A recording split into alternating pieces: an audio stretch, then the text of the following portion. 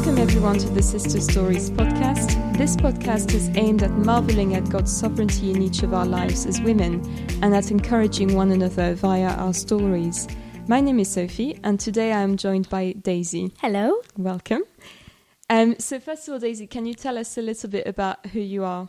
Yeah. So I'm Daisy. I work for Christianity Explored Ministries, which is a charity that create courses for churches to run. I'm married to Nathan. We got married last August. So we'll be married for a year in a few weeks, which is exciting. Yeah. Yeah. Lovely. Great. And so obviously we're going to be talking a little bit about how you came to know the Lord Jesus Christ. But what I would like to start with is your family background, what your childhood was like, how you grew up. So can you tell us about that? Yeah, sure. So I grew up with a mum and a dad that got divorced when I was a baby. So they were separated my whole life. My mum and my dad are both now remarried, but my mum got remarried when I was little. So I grew up with quite a supportive family around me. There obviously were challenging times with my mum and my dad not really getting on and seeing my friends at school have, a mum and a dad that were together, and that was always strange. But yeah, it was a really nice childhood. It was quite tough at times. My brother, when I was in year 6 and he was in year 10, got diagnosed with cancer. So that was quite a tough thing for us all to go through.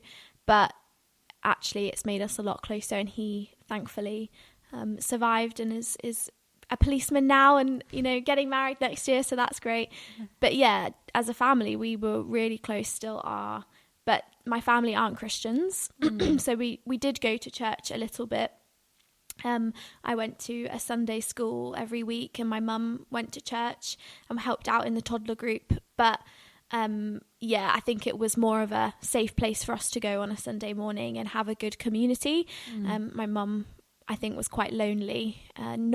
She had us when she was really young, so not many of her friends had children, and so it was nice for her to meet other mums and stuff. Wow, okay. So I wonder in that context whether you heard about God or what your perception of God was when you were little, especially.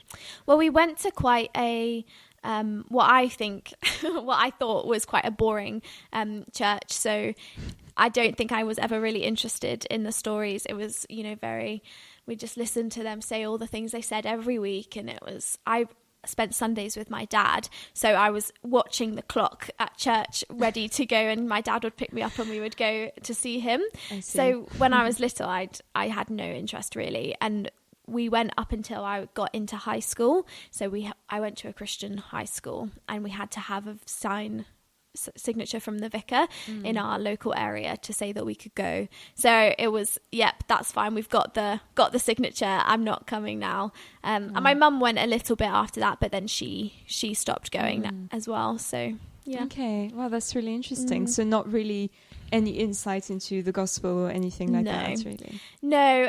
And interestingly, my mum is quite into, I don't really know I would say sort of new age spirituality. So when we were kids, we went camping to places where we would buy fairy statues, and my mum was a little bit of a hippie kind of character. So we had this sort of gospel, we heard these gospel messages and stories of Jesus, but then we also had this side of it where mum was very spiritual and would talk about how the universe had sent her a sign. And so I think for us it was a bit confusing, and I don't think I ever really thought about it that deeply. I knew that I had a loving family, and for me that was enough when I was a kid. Yeah, I think for a lot of us we don't really seek deep. I mean, I certainly didn't either. Okay, that's really interesting. And so obviously you're not really at home anymore. You're married and you're in Cornerstone. So can you tell us a little bit about the years after your childhood, maybe university, and where you got on to do afterwards? Yeah, absolutely. So in sixth form, I started dating a boy who was a Christian, and I had a couple of my best friends were Christians, and so I was starting to hear more about church, and we kind of went to a few church evenings where they did a worship night, or they would hang out at the beach because we live near the seaside, and I would go along to a few of those things, and I always thought, wow, these people are all just so friendly and close, and I really wanted some of that. And then I moved away to university, away from all my family, the boy I was dating, and I felt so lonely. I'd spent my whole life with my family. I'd never really been away for more than probably like 2 weeks. So it was so overwhelming. It sort of felt like I was stepping off a cliff into life and finally on my own. So I decided to go and find a church, and I just literally Googled churches in Kingston. Cornerstone was the top one. Obviously. Yeah. So I came to Cornerstone. And it was amazing, really. I was so welcomed by people on my first day. And I remember as the weeks passed, I think the whole of my first year I was homesick. But every week I would think, okay, I'm looking forward to, it's just to have to get to Sunday and then I can go back to church and see people. And I don't really think at that point I didn't think my interest was in hearing the gospel. It was the people. I wanted to be near the people.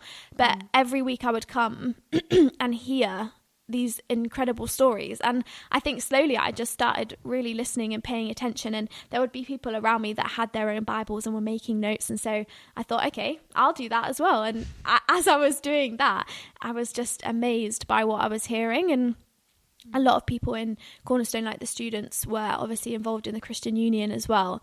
So I would go along to there. And then you had these Christians that were really passionate about sharing the gospel with their friends. And I just kept seeing people who really took it so seriously. And I'd never seen that before. And I was just amazed and wanted to keep finding out more and more. Throughout university, I just got really stuck in at church. I went to Belarus in the summer between my first and second year with some of our church family.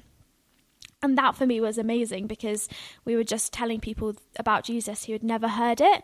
And I think that for me was quite a significant moment because I really wanted to take it seriously after that. I thought this isn't a joke anymore. And I eventually broke up with the boy that I was dating before. And again, that was a moment of, am I just doing this because he's a Christian, or am I actually doing this for me? So it was all those like small things that happened in life that made me eventually be like, oh no, I'm a Christian. I want to, Jesus is incredible and is so amazing, the things he says, and so current, like to what I was dealing with at uni and stuff, that I thought, okay, I really actually want to follow him. Wow, that's really interesting how it feels that the relationships you had with people around you is what influenced you in looking to Christ, essentially. I wonder whether you perceived a difference between what your mum was going for in the spiritual things that she was pursuing and what you heard at church, and whether that made a difference as well. Yeah, I think there was a time where I found it really difficult, some of the things I heard at church compared to what my mum was saying. Mum just sort of chose the things that she liked, and and then at church this is what Jesus says, and even if we don't understand, we follow him, and we obviously want to learn more, but we sort of accept his words and we have to wrestle with them, whereas mum just anything she wanted to think, she thought, and it didn't really matter. And I think that was the big difference. And it was, talking about the universe, there was not somebody I could talk to and call father and have a relationship with. It was just sort of how she felt, whereas Jesus was much more relational, which I think was one of the big differences. It's interesting because I guess if you're just being spiritual, you just take what you prefer in the message, whereas if you're having an actual relationship with people, it will be hard. And with God in particular, it's not easy to follow him. But it makes a whole difference because you're in relationship with an actual person. Oh, that's great. That's amazing.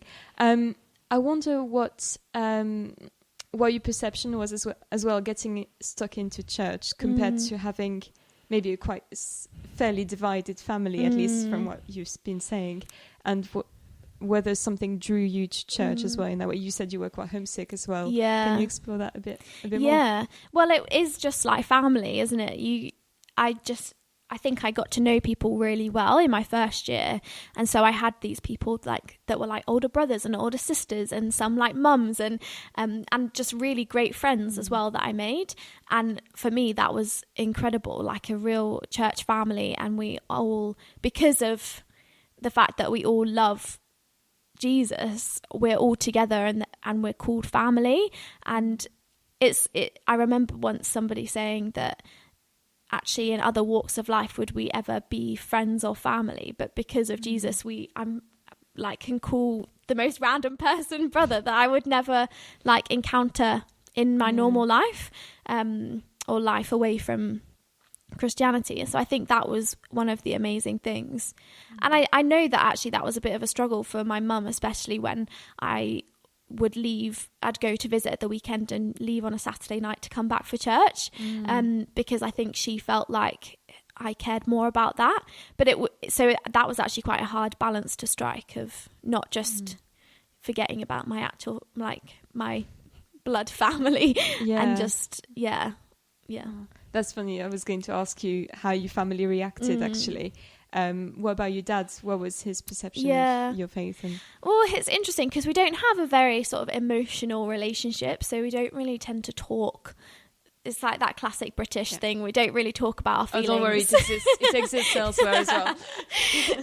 But I had a conversation with him once, and he said, it was amazing to see how I was so miserable in my first year of university, and my dad would drive up after work, all from Dorset to London, 2-hour drive, just to have dinner with me because I was really sad. And they all said, it is so obvious that church had a massive difference in you feeling settled and better. So I think he noticed that there was a difference. And now I'm married, and that, like, the reason I'm married at 23 is because of, like, that's what I think is the best, like the most godly thing for us to do for our relationship. And so I think it's all those little things. They've definitely noticed that it's not just a phase. Yeah, definitely. Yeah. So how long have you been a Christian for then? So sorry, I'm trying to pinpoint the dates. That's okay. I would say so I got baptized on, I think, June the 11th, I think, which... So this year? No, of 2017. Okay, yeah. So maybe 4 years, if we count that as the time. I think it probably was in that summer that I made a proper commitment. So 4 or 5 years. I don't know. I'm not very good at maths. And that's okay. Yeah, it is 4 years if you're 23 now. Because I had 2 years left of uni, and then I've been graduated for 2 years, so that makes sense. Yeah. Okay. And you talked about Belarus, but and that experience of being with other Christians and seeing their want of hearing about Christ. I wonder whether there was a specific sermon for you where you felt really... So you were saying that you were taking notes and so on. Is there a moment where you think you really stopped and thought, actually, I need to really take this seriously? You did mention that a little bit, but... Yeah, that's a really good question. I mean, I think I was really amazed by all the stories of Jesus, especially when I first came to Cornerstone, or a couple of months in, we started going through Luke's gospel, and I'd heard them so much as a kid, like in Sunday school we talked about them, and I knew these sort of stories, but it felt like this was a completely different Jesus, or a completely, like, it just, I saw them in such a new way. So I think going through the gospel that closely as a whole was amazing for me to see what Jesus actually really is like. And I also think Romans, we went through Romans in the morning service for quite a while, and you had like, okay, here's Jesus in the evening service, this is what he's like, and then this is why it's amazing in Romans. And so I think that combination, I know that's not like a specific passage, but those two together I think really solidified me in my faith. Yeah, that's great. I mean, they're both amazing books to read, and I think that makes perfect sense. And it's funny how often you sit in the morning service and then you hear the evening service, and you always think everything goes together, because there's like unity of scripture, and it all resonates with each other, really. Yeah. Most of the time, obviously. Right, lovely. That's just amazing. I wonder how your family is perceiving these things now, and whether maybe things have changed after you got married, or after they just saw you getting more settled into church, or did they visit church as well? Or my mum has visited a couple of times, and my grandparents came to my baptism. But apart from that, no. I think it's actually got harder. I think my mum has got further into just the world's view of everything, and my dad's side of the family, like my grandparents, are very liberal in their thinking, and I've actually think as I've grown more into my faith, I know it sounds silly, but I found it more challenging to know how to speak to them about it. And I think that is the blessing of being married to Nathan, because he is a lot less shy to talk about things. For me, I have that. I don't want to upset my family. I love them. I respect them. And he obviously does that, loves and respects them too, but it's just very different. So he is willing to talk more about those things. So I'm very grateful to the Lord for giving me a husband that is willing to have those conversations when I'm not. I think it's harder with family anyway, whatever circumstances, and I think that's right. Sometimes having someone from the relatively outside, obviously, coming in and having a different upbringing and a different view of things can really help. Yeah. Definitely.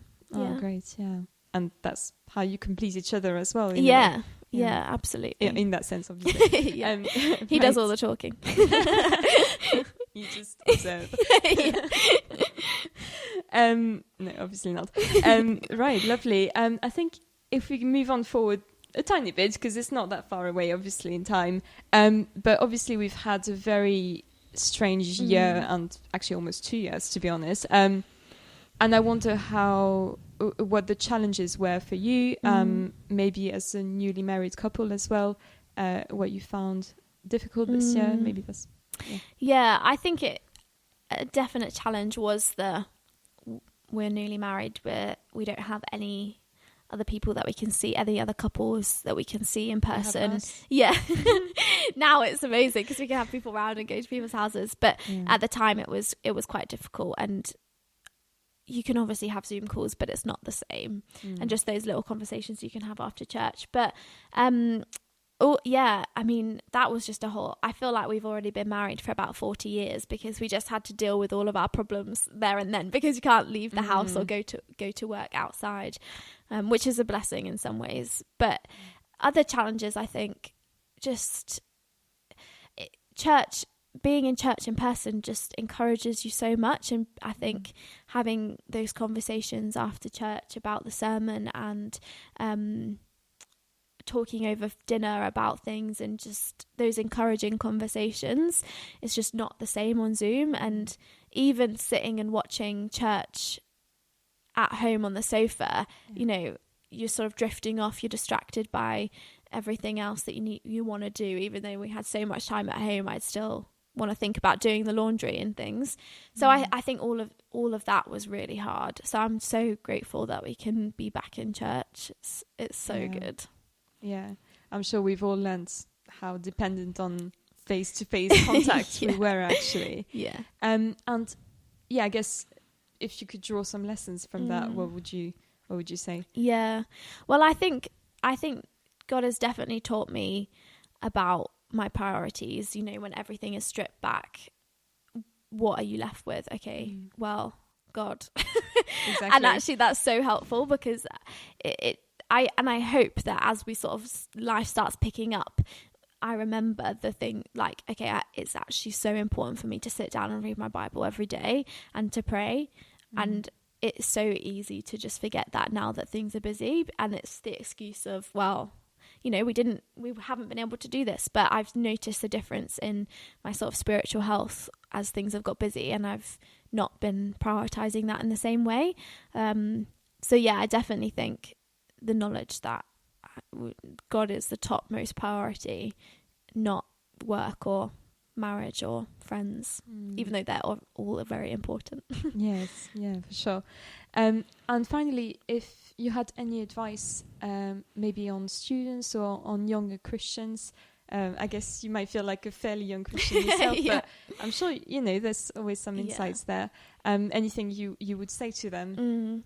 I think, students especially, but I mean, any new Christian, is to just throw yourself into church. I think one of the most important things to me was that I built really good relationships with people at church, like older women and older men as well, that, I could talk to about things.